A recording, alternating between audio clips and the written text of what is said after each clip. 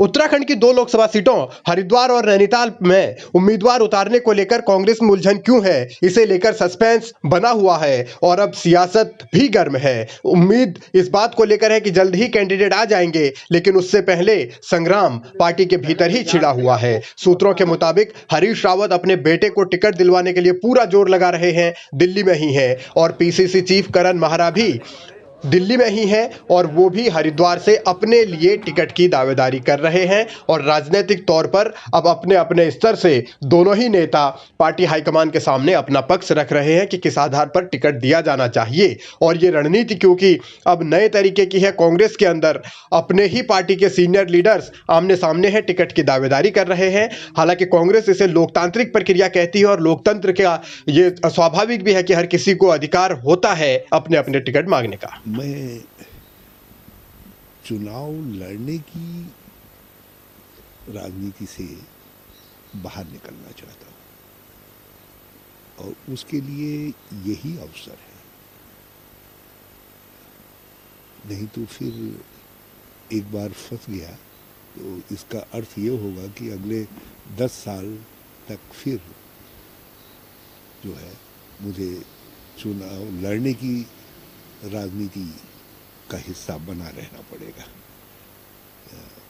तो इसलिए मैंने निर्णय लिया कि यदि पार्टी के हित में होगा और पार्टी के लिए पार्टी समझेगी कि मेरे संबंधों का, मेरे नाम का, मेरे काम का उपयोग किया जा सकता है, तो मेरा बेटा उस काम को बेहतर तरीके से कर पाएगा।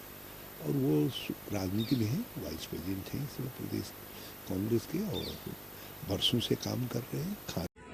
हरीश रावत खुद को चुनावी राजनीति से अलग करने और अपनी सियासी विरासत बेटे वीरेंद्र रावत को सौंपने की वकालत लगातार करते आ रहे हैं और इसके पीछे अब उन्होंने तर्क मध्य प्रदेश, असम और राजस्थान के पूर्व मुख्यमंत्रियों के बेटों को दिए गए टिकट का भी हवाला दिया है। अब सवाल है कि क्या उत्तराखंड में भी पूर्व मुख्यमंत्री के बेटे को कांग्रेस पार्टी टिकट देगी? लड़ाई इसी बात को लेकर है और मौजूदा राजनीतिक घटनाक्रम दिल्ली में इसीलिए खींचतान वाला है कि हर कोई अपनी अपनी पैरवी अपनी अपनी तरीके से कर रहा है। दावा यह किया जा रहा है कि करण माहरा ने प्रभारी कुमारी शैलजा से भी मुलाकात की है और करण माहरा लगातार कांग्रेस के बेहतर प्रदर्शन का भी दावा कर रहे हैं। लेकिन मैं सर्वे पे भरोसा नहीं करता। सर्वे तो बहुत सारी चीज़ें कहती है। सर्वे तो 2022 के चुनाव में कांग्रेस की सरकार भी बना रही थी, लेकिन उल्टा हुआ है।